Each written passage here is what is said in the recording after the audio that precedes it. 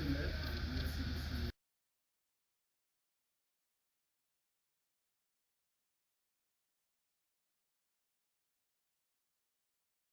This is cohort 13.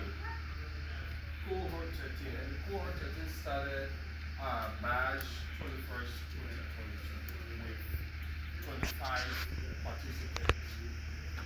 And the most important thing about this cohort is the fact that we were able to gather participants from all the national, county, districts, as well as health facility level. So from the national level, there will be a person from Malawi control, and also a person from TB, and as well Corporate Health Institute at at the county level, we were also able to have students from Monserrato County, data manager, and as well as EOC coordinator from Baku. That speaks to the diversity that we have at the national level, even at the county level as well. Even at the district level and zonal as well, there were newly recruited district surveillance officers that are even part of it, because as it is, the issue of attrition also affects the system. So having newly recruited district surveillance officer, the best to do is to give them that knowledge. So the recruitment process was also done at that level, taking into account that they were just appointed, so they needed a skill. So we have 7 DSOs coming from NOFA, My Gibi, Riverside, Grand Basel, and a zonal officer from Montserrat. And again, where our cases emanate from, and we think that the areas that have the discipline is the health facility. So we do that step down to doing this work for them. So this cohort was also represented by health facilities from the major, most of our major health facilities in the country. So we have Grand Gita, Supplement Football person, one person, Bond County, Grand Crew, Maryland, and Montserrat, all having a representation of our Supplement Football. And this is so much important, because this is where our frontliners engage diseases and then have to report to subsequent level. And again, we are also glad to have in this cohort a colleague from the Ministry of Agriculture. And so we have a agriculture surveillance officer from Bond County and part of this cohort. Again, it's important to state that this cohort also has a robust curriculum, having an in-person lesson and as well as field work. So, Honorable DG and Country Rep as you may be aware, this curriculum was so robust that it had to take into account introduction to public health, surveillance cycle, identification, reporting, correlation, analysis, interpretation, dissemination, of course, the monitoring and evaluation. And it also was involved with outbreak investigation and as well as scientific communication. But part of that field work was also to carry on what is referred to as the TGA, or the data quality audit, and of course, in the field work to take into account the weekly respondent surveillance reporting, problem analysis, and outbreak investigation that were previously taught, but to put into actuality in the field work. And of course, the issue of disseminating the information through PowerPoint presentation is something that, again, we could not assume that they are all involved in computer work, but to make sure they were able to design their own PowerPoint presentation befitting the kind of structure and text and all of the due diligence in order to have those skills to present their work. So, and all of these things were being done based on the hard work of our facilitators as well as our mentors. So it is through the mentorship as well as facilitation for our affiliate team and NPO that have made this cohort to be where we are at this moment. So I know with all what they have gone through, and again, this is the final day. We expect them to maintain, improve data quality checks at wherever level it's from, and also have the application of public health action at the various levels of operation. We know that like every academic setting, we may not have equal skills, but we know some of them came up very strong, and as well some average.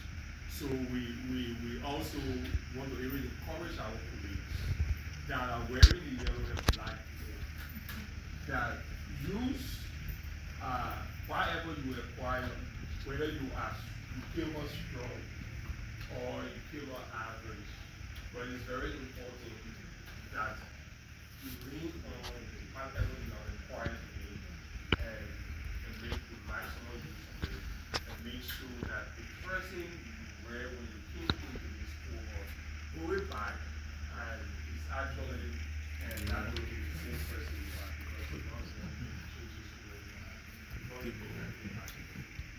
so let me say thank you for the opportunity to visit the cohort churches we have with the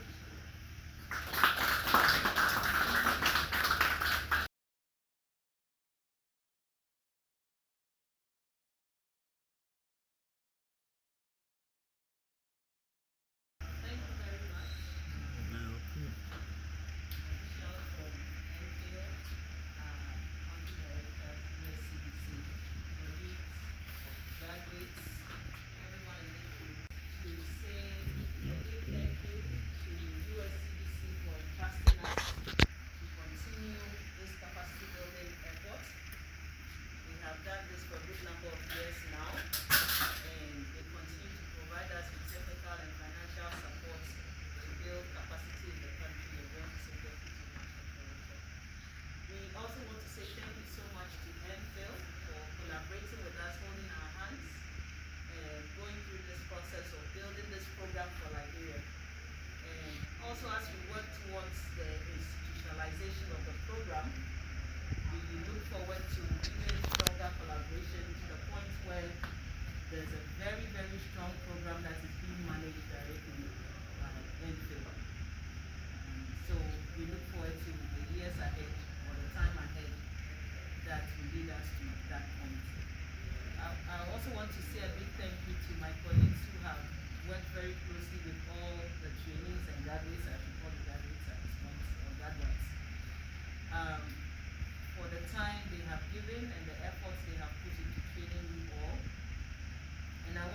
Say on their behalf, including mine, that we once a mentor, always a mentor. So we remain available to you. In fact, when we were putting together recently our database, some names came up and we said, hey, what is this person? There are some people who graduate and then we never hear from them. But there are others who keep, reaching back to us and sharing with us what they are doing on the field. And we are able to make some inputs, they are able to put in abstracts for conferences, and we are there with you to walk you through the process. So we want to encourage you to not go back into your shell. We welcome you into the field of professional field epidemiology. There's still a long way yet to go. So with the little we know, we will be able to support you to make advancements in your career. And we want to say thank you to the training unit, especially also for supporting us very, very closely in this capacity building effort. Training and capacity building has not been an easy journey. Even us up to yesterday, it wasn't easy for some of you. But here you are, looking wonderful in the yellow and black, and I believe that you can start to shine from this time. Okay. Start to do things differently with the new knowledge that you have gained. Don't go back and let it be business as usual. Okay. Please go back and make a difference with what you have acquired. So on that note, thank you and congratulations.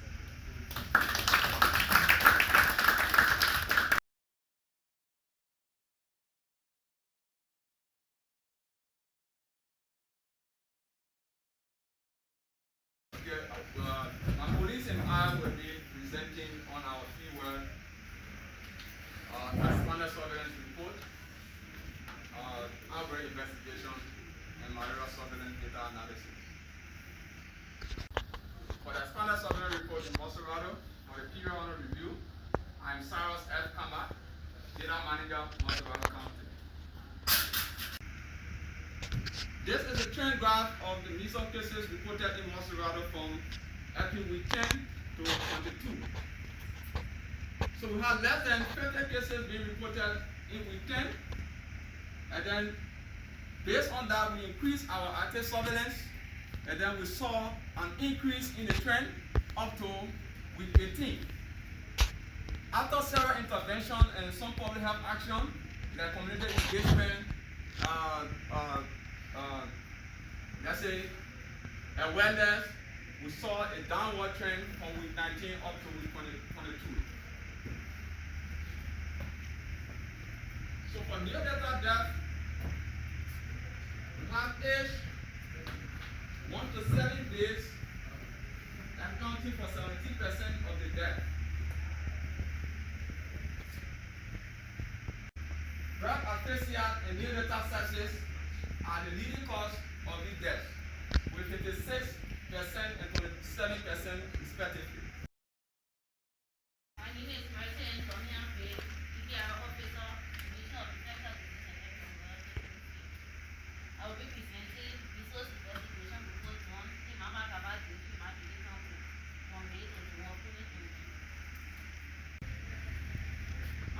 Is one of the 4 districts in IGB County. It has a population of over 61,000, with under 5 years, 2,634. Upon our arrival in the district, the IGB County health team, we visited the health facilities, reviewed records, we visited affected communities, and conducted active case search. Also established an outbreak case investigation, which any person with fever and generalized rash and cough between the period May 10 to June 10 of 2022. During our investigation, a total of 22 cases were reported, with 4 laboratory confirmed, with a median age of 10 years. Our index case was a 4-year-old boy, resident of Mama Kaba district. He came to Tinga village to visit his uncle, and 2 weeks after visitation, he went back in the district at his parents' house and started presenting symptoms, signs of cough, rashes, along with 2 other persons from his home. And they went to the health facility and it was confirmed that he had measles. And then we went in the field June 6th, around this time, and we investigated from June 6th to June 8th, which time we had 22 cases. And after that, there is no measles outbreak in the district, but we did not show it here because we left the field around the 6th. Okay? I'm Alexander M. June, District Surveillance Officer, District Number 2, Grand Bassa County. I will be presenting review lights of fever outbreak in District 3, Grand Bassa County. We said Lassa fever is a synthetic illness caused by the Lassa fever virus, and the incubation period there is from 7 to 10 days, at most 21 days. And it has the signs and symptoms of sore throat, nausea, vomiting, and muscle pain.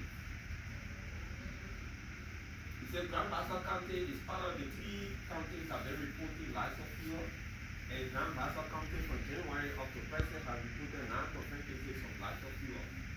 And in district number 3, before June 2022, we reported 5 confirmed cases of Lassa. On June 10th, the suspected case was confirmed, making it 6 cases. And we asked for permission to go into this investigation. The objectives were to identify the source of this outbreak, and we want to know the extent of this outbreak and determine the possible exposure contributing to the spread of this outbreak.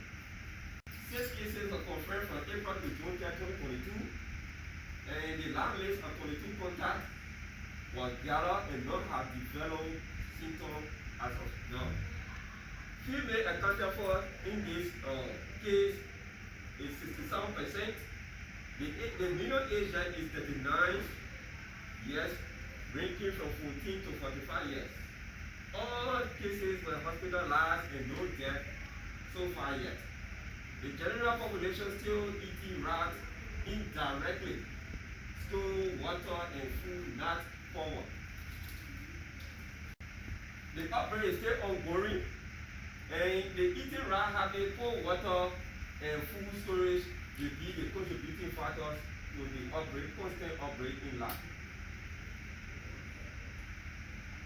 We want to recommend to MOH Enfield to conduct a massive awareness in lab involving all the 85 counties to do the awareness on license fuel. There should be an active case search at all times because the outbreak is still there and is still ongoing. I'm Victor Coco presenting to you on monthly malaria surveillance report for the period February 2021 to January 2022. I'm NLE research officer for the program. For the purpose of this surveillance report, monthly surveillance report, we took 3 indicators: number of febrile cases tested positive for malaria, number of facility-based deliveries that received long-lasting insecticide treated nets, and number of antenatal women who received at least 3 doses of intermittent preventive treatment for malaria IPTP3+. Okay, using microscopy amongst under 5 population febrile test positive, we also observed similar trend, downward trend in terms of test positivity, but with particular attention to this region, the northwestern region also showing the highest febrile positive, around 64%, 63% febrile test positive. But generally, we observed a decreased febrile test positivity across all the region. And then the lowest across the region was recorded also in the southeastern B. But one thing I want us to look at here is the south-central region. Across the period, you see that they are almost the same throughout the period. That also requires some form of attention to this region. By looking at pregnant women using MRTT test across the region, also we observe similar trend, downward trend in terms of test positivity across all of the regions, and pointing to the same story that not all fever is malaria. And this region, southeastern B, reported the lowest across all of the regions, and the south central region also showing lower trend as well. For microscopic amongst pregnant women test positivity amongst pregnant women, the highest recorded test positivity was also in the northwestern region, and the northwestern region accounts for Bapuru, Bome, and Kema. And also, the lowest here is southeastern A, that also accounts for Grand Gila, Riverside, and Sine, with all downward trend in terms of test positivity, all pointing towards not all fever is malaria. By distribution, looking at the net given at health facility to pregnant women during delivery or after delivery, across all regions, it is observed that almost all of the regions here achieved a little over 90% in terms of coverage. Of all the delivery that occurred, over 90% of pregnant women received nets in line with the strategy, national plan. But a special attention is here in south central region, that is almost like an outlier across it, with the lowest reported coverage, net coverage. What is happening here? It may have been as a result of the issuance of net, other net was not available, or what could impact this would be the counties involved. Montserrat with the highest population here, and Grand Bassa is also in this region, and Matili is also in this region, which accounts for about 65 to 70% of the overall population. So this could also be, and it requires some form of attention. For IPTP coverage, which is also a preventive measure for malaria in pregnancy, we observe a downward trend in terms of achievement with respect to the coverage across all of the region. The highest recorded achievement here is around, let's say 82%, and that was only in a period, if we look at the month, that was only around August. But note here, sub-central region is also pointing to another lower coverage. What is happening in this region requires some form of investigation and support and so forth. So with this, we observed during the period under review, low malaria test positivity amongst febrile cases, which speaks to this vision that not all fever is malaria, and it helps also with the issue of stock management, availability of malaria commodities. If you just treat everybody with fever, then you'll be running out of malaria product at the facility that are stocked. Low nest insurance at delivery in sub-central region. This also is causing some issue because either of the population or availability of the commodities there. Low IPTP coverage also is worse in the sub-central region as well. So this requires also a form of investigation supervision. So we recommend supply of these commodities, supporting supervision to first determine what causing the problem in the sub-central region. If you establish the reason for the low coverage, then you can then make intervention as to what to do, whether it's supply of the product or is the issue of reporting or awareness. Do awareness amongst pregnant women without low coverage, IPTP. Create awareness for attendants at facility to take the intermittent preventive treatment, and also we should be able to make sure that health talks is provided at the facility level amongst those pregnant women attending antenatal care. Our experience as cohort 13 coming into this class or for this course, a lot of us here came with almost like no idea, no knowledge on thing with the computer. If you were to hear from our colleagues here, from some of the individual presentation, you'll know that using Microsoft Word, PowerPoint was a challenge for a lot of them. So the experience here have really helped enhance our capacity, improved our capacity in terms of using Excel. Developing Epic Curve, no knowledge amongst our colleagues here, a lot of us, how Epic Curve is developed, how we generate the data. Timeliness was an issue, how to derive that graph. So all of us have gained good knowledge on this. Conducting outbreak investigation, how do we do it? I'm from the malaria program. I don't know anything about outbreak investigation to do outbreak investigation. So here, I have gained that as well. Outbreak investigation. Writing report. This is one major area that has been challenging for a lot of our professionals and other things.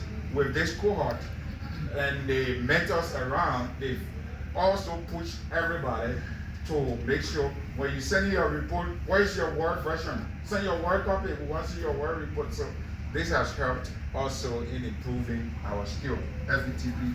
With this, we want to say thank you to the Ministry of Health, the National Public Health Institute, USCDC, AVINET, and our mentors for all of the support provided during the course of this study of the period here. We appreciate you.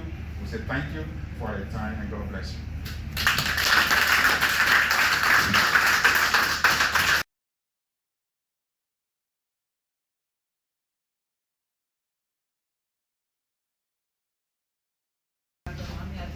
You're counted on the second to last slide, saying how much the program have done in terms of enhancing capacity with looking at the data, developing curve, writing a report, and that is what the program aims to achieve. So I think we have accomplished that with this cohort, and for that I'm very proud.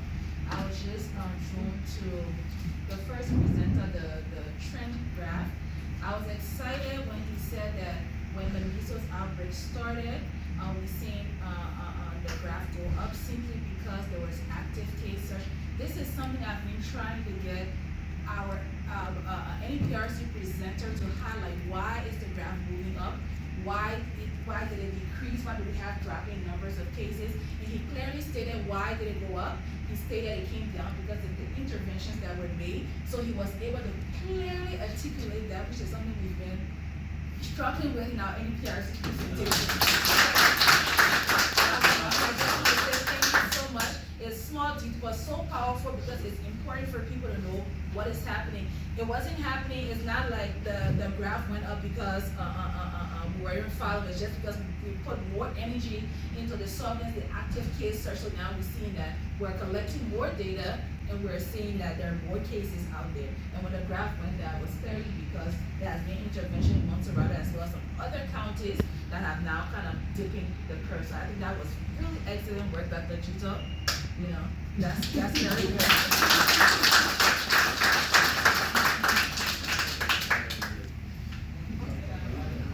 Good